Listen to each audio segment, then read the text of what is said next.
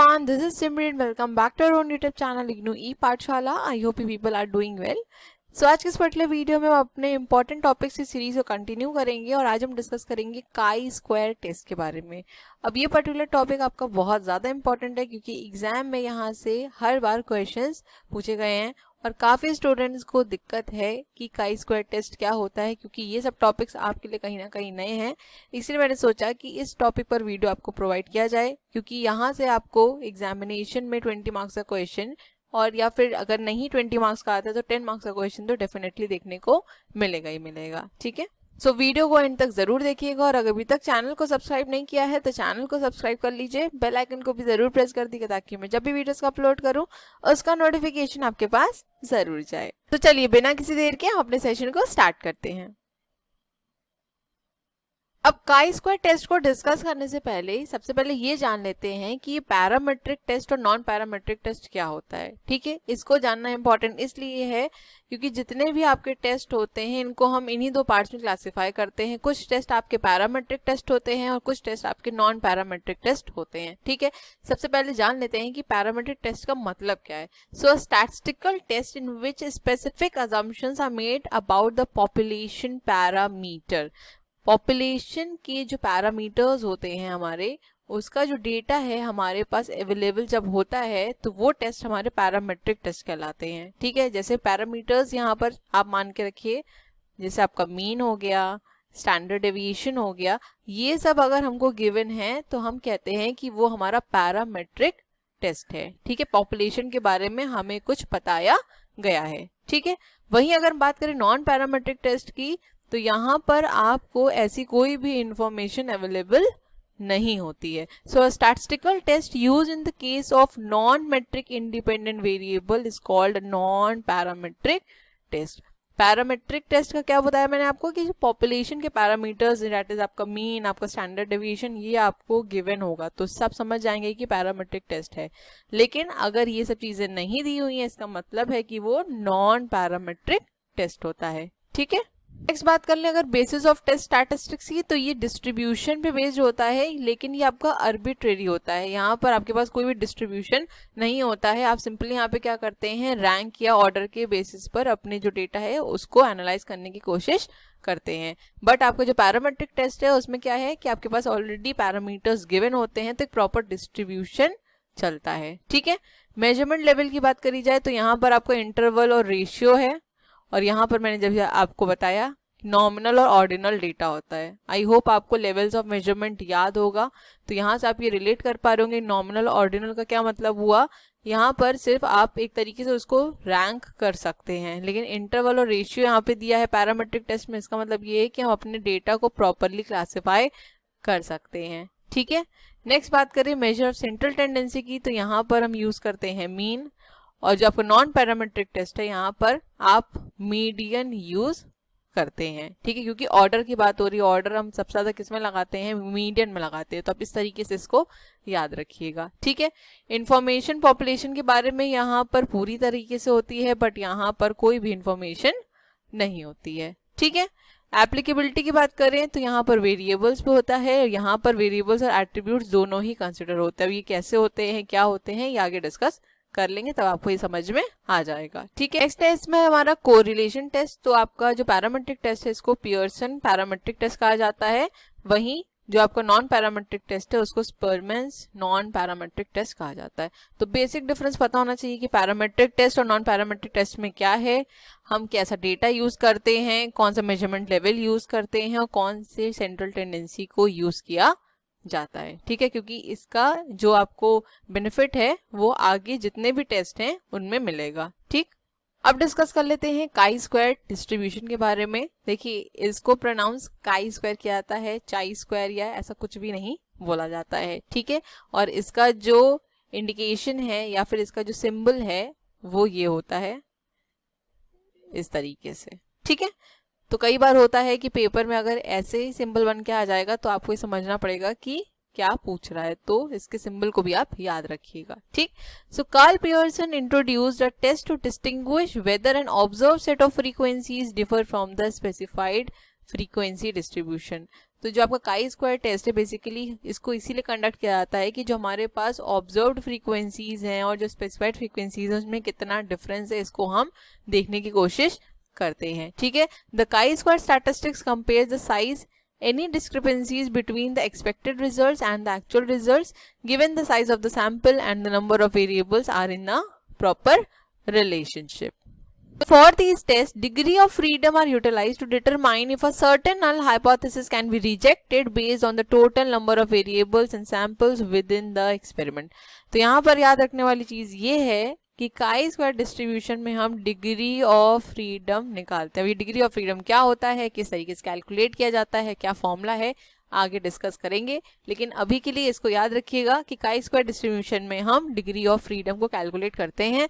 दूसरी इंपॉर्टेंट चीज जो कि मैं आपको हर वीडियो में बताते आ रही हूँ हाइपोथेसिस के, कि जो हमारा नल हाइपोथेसिस है उसी को हम टेस्ट करते हैं और जो आपका रिसर्चर होता है वो उसी को डिस्प्रूव करने की कोशिश करता है, क्योंकि जब हम नल हाइपोथेसिस को रिजेक्ट करने की, डिस्प्रूव करने की कोशिश करेंगे, ऑटोमेटिकली हमारा जो ऑल्टरनेटिव हाइपोथेसिस है वो क्या हो जाएगा, एक्सेप्ट हो जाएगा, ठीक है। तो इसको जरूर याद रखिएगा। So as with any statistic the larger the sample size the more reliable the result. ये तो बहुत ही सिंपल सी बात है कि अगर हमारा सैम्पल साइज ज्यादा होगा, हम ज्यादा सैंपल्स इकट्ठा करेंगे तो जो हमारा रिजल्ट आएगा वो काफी रिलायबल होगा अगर हम स्मॉल सैंपल्स से कंपेयर करें, ठीक है। तो फॉर्मूले की बात कर लें, फॉर्मूला आपका बहुत ज्यादा इंपॉर्टेंट है, ठीक है। तो फॉर्मूला है आपका chi square equals to sigma. Sigma का मतलब क्या होता है, दैट इज आपका sum O minus E upon E. O that is आपका ऑब्जर्व्ड वैल्यू माइनस आपके expected value upon expected value, और इसका करते हैं हम होल स्क्वायर, ठीक है। अब नेक्स्ट बात कर लेते हैं the conditions for application of chi square test. अब ये आपको पता होना चाहिए कि कौन सी ऐसी कंडीशंस हैं जहां पर हम काई स्क्वायर टेस्ट को अप्लाई कर सकते हैं, ठीक है। सबसे पहला है हमारा that observations recorded and collected are on random basis. जो हमारा सैम्पलिंग टेक्निक है वो रैंडम होनी चाहिए, ठीक है। बाइस्ड बिल्कुल भी नहीं होनी चाहिए, हमने रैंडमली क्या किया हो, डेटा कलेक्ट किया हो, सैंपल्स इकट्ठा किए हो, ठीक है। नेक्स्ट है that all items in the sample must be independent. Independent होने का क्या मतलब हुआ कि जितने भी हमने सैंपल्स को कलेक्ट किया है उनका एक दूसरे पर रिलायबिलिटी नहीं होनी चाहिए। ऐसा नहीं होना चाहिए कि अगर हमने एक सैंपल यहाँ पर चूज किया तो उसका इफेक्ट दूसरे सैंपल पर पड़ रहा है, या फिर अगर हमने एक सैंपल नहीं चूज किया उसका इफेक्ट दूसरे सैंपल पे पड़ रहा है, ठीक है। ऐसा नहीं होना चाहिए। जितने भी सैंपल्स हम इकट्ठा कर रहे हैं वो हमारे इंडिपेंडेंट होने चाहिए, ठीक। नेक्स्ट है that no group should contain very few items, say less than 10। Some statistician take this number as 5 but 10 is regarded as better by most statisticians। तो यहाँ पे सिंपली बोल रहा है कि जो हमारा एक ग्रुप बनता है, ठीक है, मान लेते हैं कि कोई भी एक हमने यहाँ पर डिवीजन किया हुआ ए बी करके, तो इसमें जितने भी आपके आइटम्स हैं वो 10 से कम नहीं होने चाहिए। सिंपली सी कहने का मतलब ये है, ठीक है। यहाँ पर कई बार ऐसा देखा गया है कि वो 5 तक भी कंसिडर किया जाता है बट 10 को आइडल माना जाता है, मतलब 10 से कम नहीं होने चाहिए हमारे एक पर्टिकुलर ग्रुप के अंदर आइटम्स, ठीक है।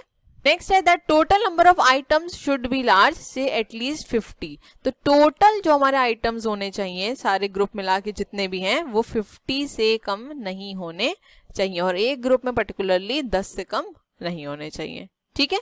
नेक्स्ट है that observations must be grouped in categories. अब जो हमारा ऑब्जर्वेशंस हैं जो हमने यहाँ पर कलेक्ट किया है अपना डेटा, उसके बाद हमने ऑब्जर्वेशन बनाया है, ये कैटेगरीज में डिफाइंड होना चाहिए। अभी कैसे होता है, क्या किस तरीके का डेटा होता है, अभी आगे एग्जाम्पल देखेंगे तो आपको क्लियर हो जाएगा, ठीक है। और लास्ट है इसमें that the chi square distribution is not symmetrical and all the values are positive. For each degree of freedom we have a symmetric curve. इस पर्टिकुलर पॉइंट में क्या बोल रहा है कि जो हमारा काई स्क्वायर डिस्ट्रीब्यूशन होता है वो सिमेट्रिकल नहीं होता है। सिमेट्रिकल का क्या मतलब होता है कि जैसे यहाँ पे अगर हम नॉर्मल डिस्ट्रीब्यूशन कर्व बनाएं लेट्स से, ठीक है, ठीक। अब अगर हम इसको बीच से प्रॉपरली डिवाइड कर देते हैं, ठीक है ना, अगर हम इसको प्रॉपरली डिवाइड कर दे तो ये क्या हो जाते हैं, एक दूसरे के सिमेट्री हो जाते हैं ना, आइडेंटिकल। बट जो आपका काई स्क्वायर डिस्ट्रीब्यूशन होता है वो सिमेट्रिकल नहीं होता है। ये इसकी जो वैल्यूज होती हैं वो पॉजिटिव होती हैं सारी, बट ये असिमेट्रिकल कर्व्स होते हैं। अब ये कैसे होते हैं ये आगे हम देख लेते हैं, ठीक है। तो कुछ इस टाइप का आपका होता है काई स्क्वायर का कर्व, ठीक है। आप खुद भी देख रहे होंगे कि यहाँ पर जो हमने कर्व यहाँ देख रहे हैं ये कैसा है, टूवर्ड्स द राइट की तरफ जा रहा है, ठीक है। और यहाँ पे आपको कोई भी सिमेट्री नहीं दिख रही है, ठीक है। So it is to be noted that the degree of freedom are very small, the chi square distribution is heavenly skewed to the right. अब देखिए जो हमारी डिग्री ऑफ फ्रीडम है यहाँ पर है 2, 4, 10, 20, और आप इसके अकॉर्डिंग देखेंगे तो ग्राफ में काफी ज्यादा चेंजेस आपको दिखेंगे, है ना। तो जितना कम होगा हमारा डिग्री ऑफ फ्रीडम उतना ज्यादा स्क्यूनेस होगी टूवर्ड्स द राइट, ठीक है। जैसे जैसे हमारा डिग्री ऑफ फ्रीडम बढ़ता जाएगा ये जो डिस्ट्रीब्यूशन है ये सिमेट्रिकल होने की कोशिश करेगा। जैसे आप अगर यहाँ पर देखें तो आपको हल्का हल्का यहाँ पर सिमेट्री दिखना स्टार्ट हो गई। यहाँ पे अगर हम देखें तो सिमेट्री बनने की कोशिश हुई बट इतना नहीं बन पाया। अगर आप यहाँ पर देखें जहाँ डिग्री ऑफ फ्रीडम 2 है तो बिल्कुल भी सिमेट्री नहीं दिख रही, है ना। तो जितना ज्यादा डिग्री ऑफ फ्रीडम हमारा बढ़ता जाएगा तो एक फेज ऐसा आएगा जहां पर जो हमारा कर्व है वो सिमेट्रिकल हो जाएगा, ठीक है। So as the number of degree of freedom increases the curve rapidly approaches symmetric distribution, okay. और जब हमारा डिस्ट्रीब्यूशन सिमेट्रिक हो जाता है it can be approximated by normal distribution. अब सीधी बात मैंने आपको अभी दिखाया भी डायग्राम कि अगर सिमेट्री होगी तो यहाँ पे क्या होगा, जो हमारा नॉर्मल डिस्ट्रीब्यूशन कर्व है उसके जैसा ये हो जाएगा। तो अगर आप यहाँ पर देखें जहाँ डिग्री ऑफ फ्रीडम 20 है तो हल्का हल्का ये कैसा होना स्टार्ट हो गया है, आपके नॉर्मल डिस्ट्रीब्यूशन की तरह बनना स्टार्ट हो गया है, ठीक है। तो ये चीज याद रखिएगा कि डिग्री ऑफ फ्रीडम जितनी ज्यादा होती जाएगी उतना ज्यादा हमारा जो कर्व है काई स्क्वायर का वो सिमेट्रिकल होता जाएगा, और हो सकता है एक फेज ऐसा आ जाए जहां पर वो नॉर्मल डिस्ट्रीब्यूशन की तरह लगने लग जाए, ठीक है। Therefore when the degree of freedom increases sufficiently the chi square distribution approximates the normal distribution, ठीक है। आई होप ये समझ में आ गया होगा। अब नेक्स्ट यहाँ पर अगर बात करी जाए तो आपका जो काई स्क्वायर टेस्ट होता है ये आपका पैरामेट्रिक भी हो सकता है और नॉन पैरामेट्रिक भी हो सकता है, और इसीलिए मैंने आपको स्टार्टिंग में सबसे पहले डेफिनेशन ही बताई ताकि आपको ये आगे समझ में आ पाए कि ये parametric test non parametric test क्या है और क्यों ये इंपॉर्टेंट है, ठीक। अब अगर मैं आपकी बुक की बात करूं या फिर मैक्सिमम बुक्स की बात करूं तो नॉन पैरामेट्रिक टेस्ट ही आपको मिलेगा, ठीक है। हर बुक में मैक्सिमम नंबर ऑफ टाइम्स आपको यही मिलेगा कि जो आपका काई स्क्वायर टेस्ट है वो नॉन पैरामेट्रिक होता है, बट कुछ केसेस ऐसे होते हैं जहां पर पैरामेट्रिक भी होता है, ठीक है। तो यहाँ पर बात करी जाए तो सबसे पहले टेस्टिंग ऑफ इंडिपेंडेंस में होता है आपका नॉन पैरामेट्रिक। अभी ये क्या होता है इसको आगे डिस्कस करेंगे, ठीक है। और नेक्स्ट बात करी जाए तो test for goodness of fit. अब एग्जाम में कई बार ये क्वेश्चन आया है गुडनेस ऑफ फिट का, तो आपको ये खुद समझना पड़ेगा कि काई स्क्वायर टेस्ट की बात कर रहा है। कई बार काई स्क्वायर टेस्ट को हम गुडनेस ऑफ फिट टेस्ट भी बोलते हैं, ठीक है। नेक्स्ट बात कर लें यहाँ पर कि जो काई स्क्वायर टेस्ट है पैरामेट्रिक कब होता है। सो टेस्ट फॉर कंपेयरिंग वेरियांस, जब हमें वेरियांस को यहाँ पर कंपेयर करना होता है तब हम काई स्क्वायर टेस्ट को as a parametric test use करते हैं जहां पर हमारे पास पैरामीटर्स गिवन होते हैं, लेकिन maximum number of times chi square test को हम नॉन पैरामेट्रिक टेस्ट ही कंसीडर करते हैं जहां पर हमारे पास प्रॉपर डेटा या फिर कह सकते हैं कि पैरामीटर्स अवेलेबल नहीं होते पॉपुलेशन के, ठीक है। इसके अंदर हम क्या करते हैं, टेस्टिंग ऑफ इंडिपेंडेंस करते हैं, test for goodness of fit करते हैं, ठीक। सबसे पहले डिस्कस कर लेते हैं chi square test for independence of attributes. So chi square enables us to explain whether or not two attributes are associated. Testing independence determine whether two or more observation across two populations are dependent on each other. अब देखिए जो आपका chi square test है इसकी condition मैंने आपको क्या बताई थी कि जितना भी हमारे आइटम्स हैं वो क्या होने चाहिए, इंडिपेंडेंट होने चाहिए, ठीक है। और यहाँ पर हम क्या टेस्ट कर रहे हैं कि जितने भी एट्रीब्यूट्स हमारे पास अपने पॉपुलेशन के अंदर अवेलेबल हैं वो डिपेंडेंट हैं या नहीं है, ठीक है। So if the calculated value is less than the table value at certain level of significance for a given degree of freedom we conclude that the null hypothesis stands, which means that the two attributes are independent or not associated. If the value is greater than the table value we reject the null hypothesis. तो यहाँ पर basically ये बोल रहा है कि जो हमारी कैलकुलेटेड वैल्यू है अगर वो टेबल वैल्यू से कम होती है तो वहां पर हम अपने नल हाइपोथेसिस को क्या कर लेते हैं, एक्सेप्ट कर लेते हैं। अभी कैलकुलेटेड वैल्यू क्या है, टेबल वैल्यू क्या है, एग्जाम्पल देखेंगे तो ये आपको क्लियर हो जाएगा। ठीक है, यहाँ पर बस इतना समझिए कि जब कैलकुलेटेड वैल्यू हमारी कम होती है टेबल वैल्यू से तो वहां पर हम अपने नल हाइपोथेसिस को एक्सेप्ट कर लेते हैं। मतलब कि नल हाइपोथेसिस यहाँ पे क्या कहता है कि जो भी हमारे दो एट्रीब्यूट्स हैं वो इंडिपेंडेंट है, एसोसिएटेड नहीं है। बट अगर हमारी कैलकुलेटेड वैल्यू ग्रेटर होती है हमारी टेबल वैल्यू से तो वहां पर हम क्या करते हैं, नल हाइपोथेसिस को रिजेक्ट कर देते हैं। और नल हाइपोथेसिस को रिजेक्ट करने का मतलब ये हुआ कि हमने ऑल्टरनेट हाइपोथेसिस को एक्सेप्ट कर लिया, जो कि कहता है कि जो हमारे दो एट्रीब्यूट्स हैं वो क्या हैं, डिपेंडेंट होते हैं।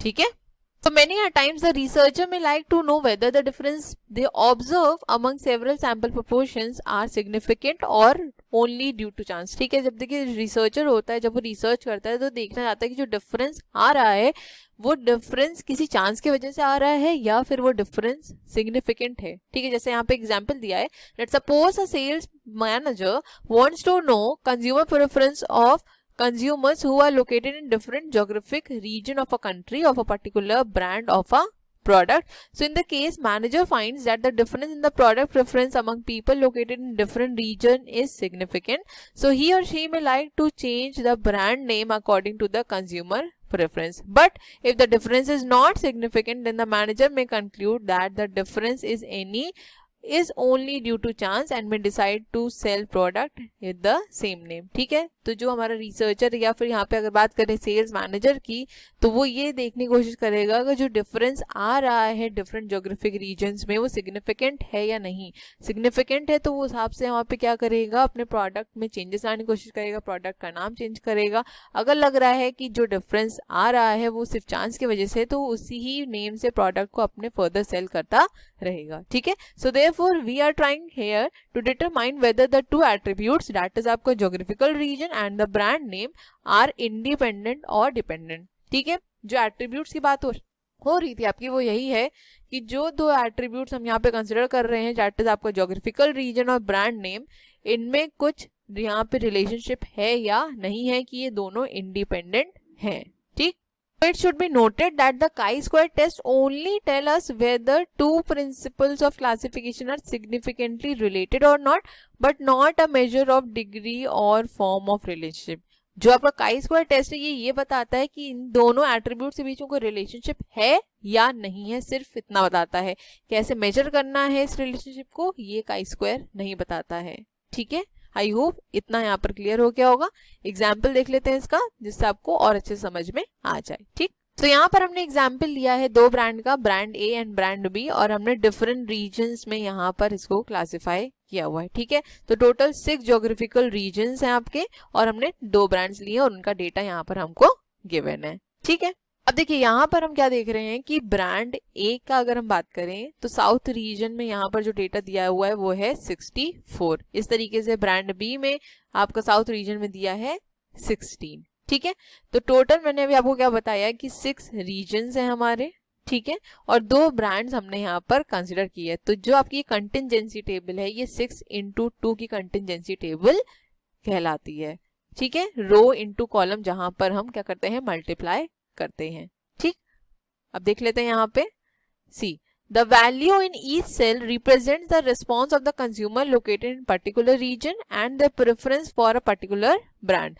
So these cell numbers are referred to as observed or your actual frequencies। ठीक है, so the arrangement of data according to the attributes in the cell is called contingency table। तो ये आपकी क्या कहलाती है, कंटिजेंसी टेबल। और अगर हम इस पर्टिकुलर टेबल की बात करें तो ये 6 into 2 की कंटिजेंसी टेबल है। ठीक है, where each cell value represents the frequency of consumers classified as having the corresponding attributes। Now using this data we have to determine whether or not the consumer geographical location, that is उनका region, matters for brand preference। तो हम यहाँ पर क्या देखना चाह रहे हैं कि जो हमारे कंज्यूमर की ज्योग्राफिकल लोकेशन है और जो ब्रांड प्रेफरेंस है उसमें कोई रिलेशनशिप है या नहीं है। ठीक है, तो नल हाइपोथेसिस की बात करें जिसको हम H0 से डिनोट करते हैं। ठीक है, इसको थोड़ा यहाँ नीचे करना है। सो H0 क्या बोल रहा है, is that the brand preference is not related to the geographical region. क्योंकि आपका जो नल हाइपोथेसिस है वो क्या कहता है कि किसी भी चीज में कोई डिफरेंस नहीं है, सब चीज सेम है और यहाँ पर कोई भी रिलेशनशिप नहीं है, ठीक है। So in other words the null hypothesis is that the two attributes namely the brand preference and geographical location of the consumer are independent. लेकिन जो हमारा ऑल्टरनेटिव हाइपोथेसिस है वो हम यहाँ पर क्या करते हैं, इसका जस्ट ऑपोजिट कोट करते हैं, ठीक है, कि दोनों के बीच में कोई रिलेशनशिप है, right? So as a basis of comparison we use sample result that would obtain on average if the null hypothesis of independence was true. So these hypothetical data referred to as expected frequencies. अब जहाँ पे हम expected frequencies निकालेंगे तो देखते हैं किस तरीके से कैलकुलेट करी जाती है। तो ये है आपकी expected frequencies का फॉर्मूला, रो का total into column total upon जो हमारे टोटल ऑब्जर्वेशन। किस तरीके से इसको अप्लाई करना है ये देख लेते हैं। अब देखिए ब्रांड ए की अगर बात करें हम साउथ रीजन की, तो यहाँ पर टोटल कितना है आपका, रोज का 80, ठीक है, कॉलम का टोटल कितना है आपका 191 और ग्रैंड टोटल जो ओवरऑल टोटल है वो कितना है आपका 300। तो यहाँ पर इसलिए लिखा है 80 इंटू 191 अपॉन 300, ठीक है। इसी तरीके से जितने भी ऑब्जर्वेशंस हैं हम क्या करेंगे, उनके लिए एक्सपेक्टेड फ्रीक्वेंसीज कैलकुलेट कर लेंगे, ठीक है। अब देखिए ये हमारी थी ऑब्जर्व्ड फ्रीक्वेंसीज जो आपको टेबल में मेंशन थी, ठीक है। इसके बाद हमने अभी निकाली एक्सपेक्टेड फ्रीक्वेंसीज जिसका फॉर्मूला था हमारा row total into column total upon total, ठीक है।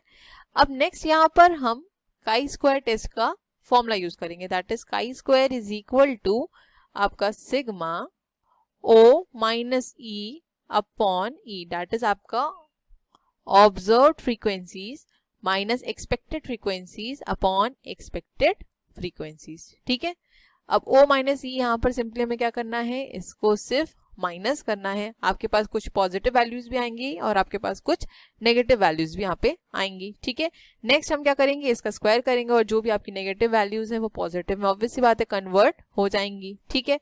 नेक्स्ट हम क्या करते हैं, इसको डिवाइड करते हैं। तो यहाँ पर जो हमारा काई स्क्वायर आता है वो है 31.94, ठीक है। इस वैल्यू को याद रखिएगा अभी। अब इसके बाद हम यहाँ पर निकालते हैं डिग्री ऑफ फ्रीडम, ठीक है।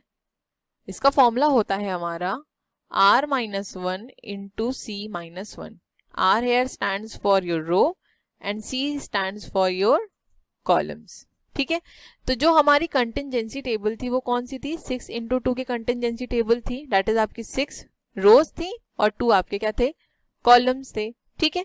तो यहाँ पर हम क्या करेंगे, सिंपली वैल्यू रख देंगे 6 minus 1 into 2 minus 1, that will come out to 5 into 1, that is आपका 5। तो डिग्री ऑफ फ्रीडम हमारा कितना आ गया, 5 आ गया, ठीक है। यहाँ पर हमने कंसिडर किया है कि जो हमारा सिग्निफिकेंस लेवल है वो 0.05 है, ठीक है। जहां पर आपको अगर क्वेश्चन में नहीं गिवन होता है तो जनरली यही सिग्निफिकेंस लेवल को कंसीडर किया जाता है और इस सिग्निफिकेंस लेवल और डिग्री ऑफ फ्रीडम के बेसिस पर आपको जो एक चार्ट दिया होता है उसमें हम वैल्यू देखते हैं, ठीक है।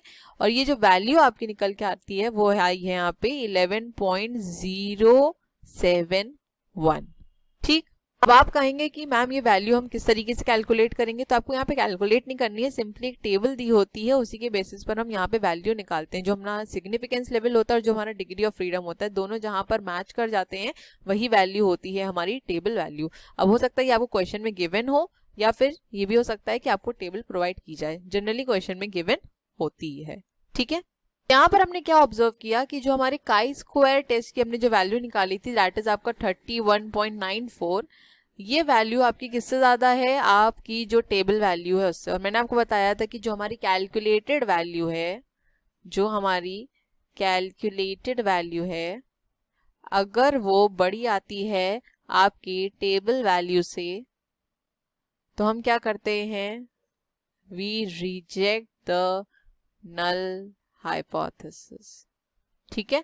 और इसका अगर रिवर्स हो जाएगा तो हम क्या करेंगे, नल हाइपोथेसिस को एक्सेप्ट कर लेंगे। लेकिन यहाँ पर क्या कंडीशन आ गई कि जो हमारी कैलकुलेटेड वैल्यू है वो ज्यादा आई है हमारी टेबल वैल्यू से, तो हम क्या करेंगे, नल हाइपोथेसिस को रिजेक्ट कर देंगे and we can conclude that the brand preference is not independent of the geographical location of the customer, therefore the sales manager need to change the brand name across the region, ठीक है। तो यहाँ पर जब भी हमें test of independence करना होगा तो क्या क्या हमको यहाँ पे स्टेप्स को फॉलो करने की जरूरत है। सबसे पहले तो जो आपको वैल्यूज दी होंगी आपकी टेबल में, आपको सबसे पहले क्या करना है, कंटिजेंसी टेबल देखनी है। ठीक है, उसके हिसाब से जो आपकी वैल्यू आ रही है, जो आपका रो इनटू कॉलम बन रहा है, आपको उसको पहले मेंशन कर लेना है। ठीक है, नेक्स्ट इसके बाद आपको यहाँ पे एक्सपेक्टेड फ्रीक्वेंसीज को कैलकुलेट करना है। और एक्सपेक्टेड फ्रीक्वेंसीज कैसे कैलकुलेट होती है आपकी, that is E equals to row total into column total upon total. ठीक है, यही हमने किया था। नेक्स्ट इसके बाद हमने क्या कैलकुलेट किया था, काई स्क्वायर टेस्ट का फॉर्मूला यूज किया था, है ना। तो यहां पर हमारा काई स्क्वायर टेस्ट का क्या फॉर्मूला होता है, sigma observe frequencies minus expected frequencies, इसका करते हैं हम whole square upon expected frequencies. ठीक है, यहां से हमने जो वैल्यू निकाली वो क्या होती है, हमारी कैलकुलेटेड वैल्यू होती है। ठीक है ना। इसके बाद हम क्या करते हैं, डिग्री ऑफ फ्रीडम को कैलकुलेट करते हैं। और डिग्री ऑफ फ्रीडम का फॉर्मूला यहाँ पे क्या है आपका, R minus one into C minus one, that is row minus one into column minus one. यहां से आ जाएगा आपको डिग्री ऑफ फ्रीडम। क्वेश्चन में आपके लेवल ऑफ सिग्निफिकेंस ऑलरेडी दिया होता है। Degree of freedom and level of significance के बेसिस पर जो हमारे पास वैल्यू आती है वो आती है आपकी टेबल वैल्यू। और फिर हम क्या करते हैं, कैलकुलेटेड वैल्यू टेबल वैल्यू को कंपेयर करके देखते हैं। अगर कैलकुलेटेड वैल्यू हमारी ज्यादा होती है टेबल वैल्यू से तो हम नल हाइपोथेसिस को रिजेक्ट कर देते हैं, और अगर कैलकुलेटेड वैल्यू कम होती है हमारी टेबल वैल्यू से तो हम नल हाइपोथेसिस को एक्सेप्ट कर लेते हैं। ठीक है, आई होप ये पूरा कॉन्सेप्ट समझ में अब आ गया होगा। नेक्स्ट इसमें डिस्कस कर लेते हैं chi square test for goodness of fit. जो मैंने अभी आपको बताया भी था कि जो गुडनेस ऑफ फिट टेस्ट है, इस नाम से भी कई बार काई स्क्वायर टेस्ट को जाना जाता है। तो अगर पेपर में गुडनेस ऑफ फिट टेस्ट आता है तो आप समझ जाइए काई स्क्वायर टेस्ट के लिए बोल रहा है यहाँ पे। ठीक है, तो it enables us to see how well does the assumed theoretical distribution, that is आपका binomial distribution, Poisson distribution and normal distribution fit to the observed data। अब ये जो आपकी डिस्ट्रीब्यूशंस हैं, आई होप आप लोग ने पढ़े होंगे, अगर नहीं पढ़े हैं तो इनको जरूर पढ़ लीजिएगा। और मैं ट्राई करूंगी कि इस पे आपको एक वीडियो जरूर प्रोवाइड कर दूं क्योंकि टॉपिक आपका काफी ज्यादा इंपॉर्टेंट है। ठीक है, when the calculated value of chi square is less than the table value at a certain level of significance, the fit is considered to be good one, and if the calculated value is greater than the table value, the fit is not considered to be good. Thus, by applying chi-square test for goodness of fit, we can determine whether the observed data constitute a sample drawn from the population with assumed theoretical distribution। तो यहाँ पर देखिए simply ये कह रहा है कि जो हमारी chi-square test की जो वैल्यू है, अगर वो कम आती है हमारे टेबल वैल्यू से, तो जो हमारा टेस्ट है उसको हम क्या मानेंगे, फिट कंसिडर करेंगे। लेकिन यहीं अगर हमारी कैलकुलेटेड वैल्यू ज्यादा आ जाती है हमारी टेबल वैल्यू से, तो जो हमारा टेस्ट है उसको हम फिट कंसिडर या गुड कंसिडर नहीं करेंगे। ठीक है, यहाँ पर भी हम क्या करते हैं, जो हमारी ऑब्जर्व फ्रीक्वेंसीज हैं उनको हम कंपेयर करते हैं हमारी एक्सपेक्टेड फ्रीक्वेंसीज से। ठीक है, so the expected frequencies are calculated on the basis of our theoretical assumption about the population distribution. अब इसका एग्जाम्पल देख लेते हैं ताकि आपको ये समझ में आ जाए goodness of fit test basically क्या कहता है और किस तरीके से कैलकुलेट किया जाता है। यहाँ पर हमें एग्जाम्पल क्या दिया हुआ है, एज अ पर्सनल डायरेक्टर, यहाँ पर हमने एग्जाम्पल क्या लिया है, as a personal director you want to test the perception of fairness of the 3 methods of performance evaluation. ठीक है, तो यहाँ पर जो हमारे एम्प्लॉइज हैं उनकी परफॉर्मेंस का इवैल्यूएशन हमें करना है। Okay, so of 180 employees 63 rated method 1 as fair, 45 ने मेथड 2 को फेयर बताया है, 72 ने मेथड 3 को यहाँ पे फेयर बताया है। ठीक है, 0.05 हमारा लेवल ऑफ सिग्निफिकेंस है। तो किस तरीके से कैलकुलेट करना है, क्या परसेप्शन निकल के आता है, ये हमें यहाँ पे देखना है। ठीक है, तो ये है हमारे पास ऑब्जर्व्ड फ्रीक्वेंसीज जो आपको यहाँ पे क्वेश्चन में गिवन है, राइट।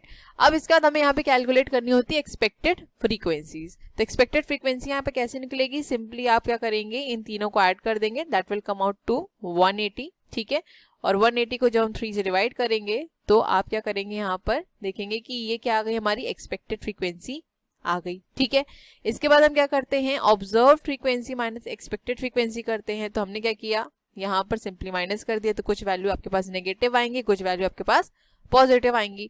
देन हम क्या करेंगे, इसका स्क्वायर कर देंगे, जो फॉर्मूला होता है हमारा काई स्क्वायर टेस्ट का वो यहाँ पर अप्लाई कर देंगे और ये वैल्यू हमारी निकल के आएगी। ठीक है, सो ये हमारी क्या है, कैलकुलेटेड वैल्यू। ठीक है, राइट। अब चलते हैं नेक्स्ट स्लाइड की तरफ। अब जब हमने यहाँ पर अपनी वैल्यू कैलकुलेट कर लिया और हमें क्वेश्चन में गिवन था कि 0.05 है हमारा लेवल ऑफ सिग्निफिकेंस, ठीक है, तो इसके बेसिस पर हम क्या करेंगे, निकालेंगे अपनी टेबल वैल्यू को। ठीक, अभी टेबल वैल्यू कितनी आ रही है हमारी, 5.991। ठीक है, अब जब हम इसको कंपेयर करेंगे तो सीधे सीधे हमको ये पता है कि अगर कैलकुलेटेड वैल्यू ज्यादा आती है हमारी टेबल वैल्यू से तो हम क्या करते हैं, नल हाइपोथेसिस को रिजेक्ट करते हैं। तो यहाँ पर भी क्या करेंगे, हम नल हाइपोथेसिस को रिजेक्ट कर देंगे। ठीक है, कंक्लूजन यहाँ पे क्या निकलता है कि एटलीस्ट एक प्रपोर्शन है जो हमारा डिफरेंट है। ठीक, तो आई होप जितना भी हमने यहाँ पे डिस्कस किया आपको ये क्लियर हो गया होगा कि काई स्क्वायर टेस्ट क्या होता है, कब पैरामेट्रिक होता है, कब नॉन पैरामेट्रिक होता है, क्या कंडीशंस होती हैं काई स्क्वायर टेस्ट की, किस तरीके से हम काई स्क्वायर टेस्ट को कैलकुलेट करते हैं। आई होप ये भी आपको समझ में आ गया होगा अब। और अगर अभी भी कोई कंफ्यूजन है तो वीडियो को 2 से 3 बार जरूर देखिएगा क्योंकि कॉन्सेप्ट थोड़ा नया है आप लोगों के लिए, तो हो सकता है कि स्टार्टिंग में थोड़ा आपको दिक्कत हो, बट एक बार अगर आप समझ लेंगे तो आपके लिए एकदम ईजी हो जाएगा। ठीक है, बाकी इसमें आपका एक टॉपिक रह जाता है येट्स करेक्शन, वो मैं आपको जल्दी ही प्रोवाइड कर दूंगी। इसके साथ आपकी जो काई स्क्वायर टेस्ट है उसकी लिमिटेशंस क्या हैं, ये 2 टॉपिक ऐसे हैं जो प्रोवाइड करने हैं और उसको मैं आपके एग्जाम से पहले प्रोवाइड कर दूंगी। ठीक है, so thank you so much for watching. Please video को लाइक जरूर कर दीजिएगा और अगर अभी तक चैनल को सब्सक्राइब नहीं किया है तो चैनल सब्सक्राइब कर लीजिए, बेल आइकन को भी जरूर प्रेस कर दीजिएगा ताकि मैं जब भी वीडियोस का अपलोड करूं उसका नोटिफिकेशन आपके पास जरूर जाए। अपने फीडबैक देना मत भूलिएगा और वीडियोस को ज्यादा से ज्यादा शेयर करिएगा। मिलेंगे अपने नेक्स्ट वीडियो में। Till then stay safe, stay healthy, bye bye, take care.